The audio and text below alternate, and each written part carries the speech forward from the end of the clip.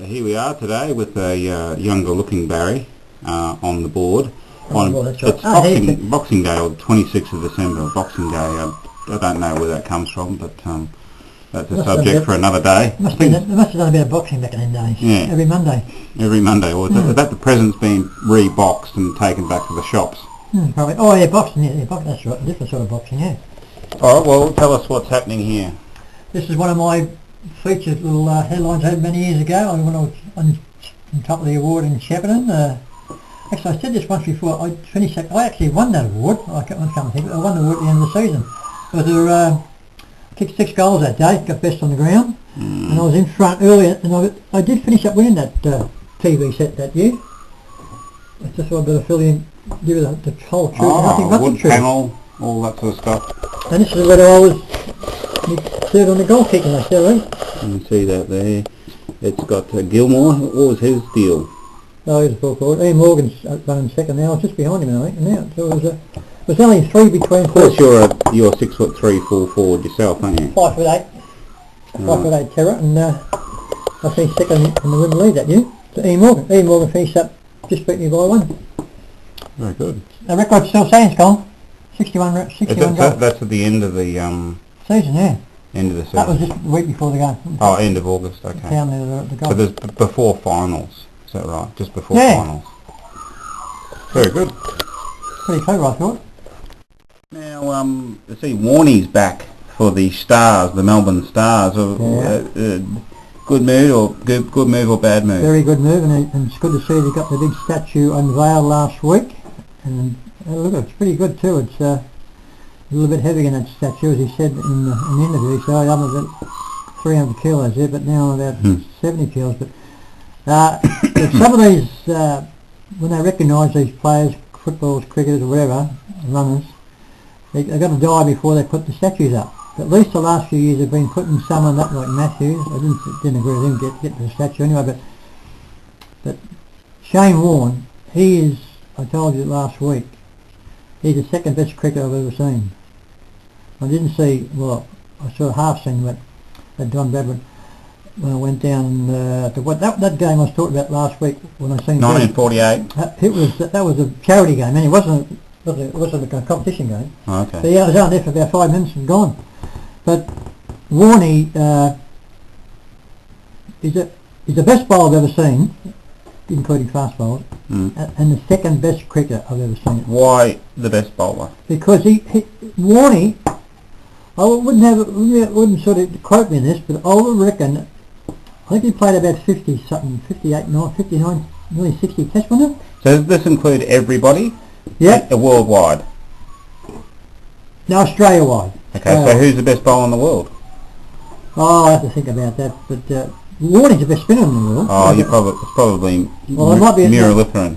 No, he told you once before. He was the best chucker. Not a good bowler, but the best chucker in the world. Yeah. He still is a chucker. 90% of the public who know about anything about cricket, they know he's a chucker. They don't even talk about him. Like he's cheap.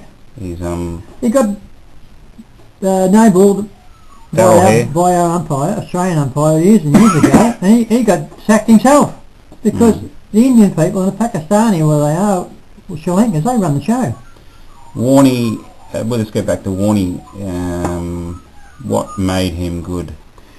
As I interrupted myself then, I think it's nearly 60 tests he played. I reckon at least half he would have won on his own. Every time Australia was in a bit of trouble, say they were chasing, they had the other test side chasing about too much, a very low score. Warnie had come on after us, might have been 3 or 4 down. He would clean them up. Yep. He'd done that time and time again, and he was just Was he a person? He never doubted himself, didn't he? He used to do all this. When he used to bowl, he'd come in and he'd be pulling the face and he'd be yelling at you. Remember when he was playing? It's within the law. He'd be pulling the face before he ready to deliver the ball, and he'd be yelling out, and he'd come in and bowl bounces, and he just had everything. And but he's terrified, the batsman, and they still does. He's still playing. And I'll say something about my new cricket We'll rules get that in coming a up. minute. We'll get that in a minute. Stay tuned. Warnie should be playing now. Could be playing. He is playing now. Test cricket. Yeah, but he doesn't want to. And that's when this new law I got here coming here. Maybe Stuart McGill. Stuart McGill was on the he took a few wickets the other day. Stuart McGill, no, he's one of the most overrated bowlers we've had. He could spin a ball, but you bowl one good ball every 3 overs. Yes. Erratic. He was aggressive. Erratic. He was No, he's aggressive. erratic. There's probably a few So bowlers. Warnie, good back to the tribute to Warnie, that was... So if Warnie's watching this, what would you say? I'd say You could watch this. you're a star. I salute you, mate. You're a salute. You're the best. I used to bowl experience myself. He probably took after me. But he is the most watchable cricketer. I mean, I used to hate watching the opposition play against Australia batting. But when Warnie come on, Ooh. front row, seat. So there's sort of always something probably Richie Benno, then you, then Warnie. Well, I Bit of in between might there. have been before Richie Bennett. He might have, really? No, he was a lot older than me. But, no, I wouldn't put myself in that category, Colin, of Bennett and Shane Warne, but I did bowl. I used to bowl off Matt. We used to play on Matty back in the Give day. us your best positional hand. There we go. Yeah, get the old Ron and the old flipper, and yeah, I was a pretty good bowler, Colin. Don't worry about that. A little twerk. But getting back to Warnie and getting his tribute to him, that statue down in MCG, it couldn't have been a bit. I mean, he was quite chuffed. He didn't show much exuberance when he was getting interviewed. I reckon he was very, very chuffed inside that he had a statue. It's going to be there forever. Oh yeah, maybe not forever. Well,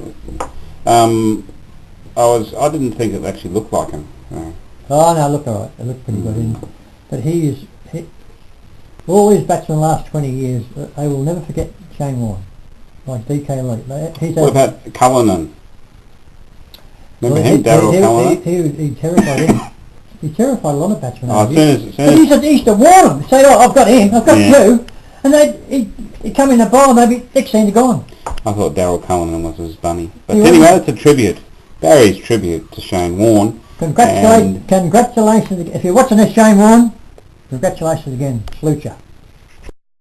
Now, Barry's got some revolutionary, shocking, radical news or rule changes he wants for all cricket, particularly Test cricket. Test cricket. Test cricket, not the one day. Just Test cricket. The real stuff. Okay, well, tell us your rule number one. Well, rule number one, Colin, will be that you can pick a side out of 15. You can have 15 players. 15? But only 11 on the field and 11 batting. Okay. 2 interchange batsmen, 2 interchange bowlers. Yes. And that it'll cover a lot of things, because I said before we come on the interview that over the years, the good fast bowlers, most of them wasn't very good fieldsmen. Yeah. And in fact, so you're bringing in fieldsmen? No, you can say that rest batsmen and stuff. When we go out the bowl, when the other side's batting, the bowlers are bowling right. They've done their 10 overs each or whatever. They can bring a couple of interchange fieldings, fielders. Right. And the same with batsmen. There's only 11 batsmen that can bat in one innings, right? Yeah. But the first innings, 2 batsmen crack up, go and shocking. What about your... Listen, 2 batsmen crack up, don't put in. Next second innings, if there's a second innings, you can interchange 2 batsmen. Wouldn't you just... Now listen, you understand what I'm saying? Yeah, I understand what you're saying, but wouldn't you just, not your batsmen, you'd interchange your bowlers? Now that was as 4 batsmen. That was my quick sort of quote for the start of this, these 15 players, because all around the world, gridiron players, gridiron teams have practically changed the whole team. Hockey. So this is you're following the gridiron. No, I'm not following the gridiron at all. But it's only 4 extra players. But what I'm saying, because most of the sports they have, like the rugby, they have 6. And the Australian rules, they started back in the 1800s. So there was only 19 players. And in the early 1920s, they got 1 interchange. And he wouldn't come on till the end. That's right. It's been Revolutionised. Revolutionised, that's the word, yeah. But the last 15 years we've gone from 20 to 22. I've got a potential rule change, a very subtle one, but changing the how often you bring in a new ball. maybe bring it in. I reckon that should be brought another 10 overs. Yeah, you're probably on the right track there, because it's just End of the day 80, the bowlers are all tired and everything. 40, is it 45 overs? No, they changed it at 80 overs. You sure? Absolutely 100% sure. 80 overs? No, they changed it. Nah, it's not quick in that column. No. Yeah, but you wouldn't bowl 80 overs in a day. Yeah, they bowl 90 in a day. Oh, 90 in a day, that's right. Yeah. And you can change the ball at 80. Oh well, the one day is when the ball changes colour, but that's a different. That's a They change it at 34 in one days, and it's not. Well, they can change a lot earlier if the ball goes darker. It goes dark, but they do change. No, I don't think it's I don't think it's 80 overs, Colin. Well, okay. Well, what about the just moving on a little bit to the review system, the television review system? Getting back to the other two interchanges for the fielding. Yeah, must speak more about that, because if the batsman, plus the fact that the two interchanges for batsmen and two interchanges for bowler, they'll have the white shirt, but the batsman will have a red star in the middle, front and back, and the fielder will have blue. On the field? Because when they come out, it's like a substitute. It's going to be a star there, right? Blue star. Okay, you've heard it here first. Not their name, but then the people know that's a substitute fieldsman. Okay. All right. That's interesting. Well, radical. I reckon plus the fact that you can change your batsmen. Your two of your worst batsmen, or the ones that might be injured. Which may be your bowlers. Yeah, or could possibly. But when you think about it, it's quite sensible. So if you're in New Zealand, that guy Chris Martin. Well, he wouldn't bat. You wouldn't get him. He wouldn't bat at all. You just see you later. And that's good for the game. And you bring in, Nathan McCullum. And he might be sort of wanting some quick runs at the finish. You can save a couple of quicker batsmen, like a Warnie, put him in. Get him to slap it They around. can change the whole routine and make it. I reckon the punters out there and the supporters who go and watch the game, they probably think it's nice and spiced up a bit, something different. Something different, and that's what you're about, aren't you, Darren? Yes, liven up the game, because Test cricket, not too many people go only tomorrow or today. You hardly even watch it these days. That's right. Because it's boring. Well, the only time I used to watch was Test with Warnie bowling? When Gilchrist was batting and Warnie was bowling, which is a bit... well, tell us about the review system. India don't want it, the television review system. I told you before about the Indians, they run the show. India and Pakistan, they got... So your message to Indians? Smarten up. Well, just the race or the cricket board? Everything. All of them? I mean, they're all corrupted over there. Pakistanis, they've been cheating the last 50 years. They are. They've probably got away with... I reckon Indians might be in the whack too, because all the bookmakers over there, they're big in ears. All the bookies? The bookies, they run the show. Right, you know that, Carl.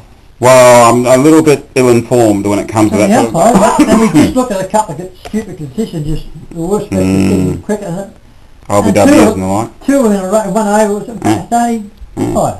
Well, okay, you heard it here first, viewers. But don't forget, viewers, if you...